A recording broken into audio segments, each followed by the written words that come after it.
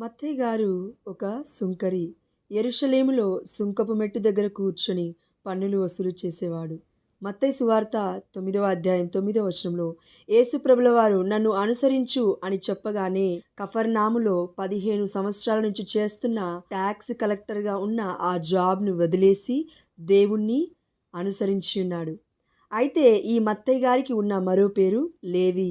Mark సువార్త 2:14 ప్రకారం. అదేవిధంగా మత్తయి గారు 23 సంవత్సరాలు ఈజిప్టు, ఇథియోపియాలో దేవుడి కోసం పరిచర్య చేశారు. ఒకనాడు మత్తయి గారు ఇథియోపియా రాజును తన మేనకోడలిని మోహించడం తప్పు అని గద్దించి ఉన్నాడు.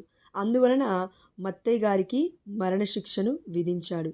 ఇనుప మేకులతో భూమిలో గుచ్చబడి బల్లెముతో శిరచ్ఛేదనం చేయబడి క్రీస్తు కొరకు హతసాక్షిగా మారిన ఒక గొప్ప సువార్తికుడు మన ఈ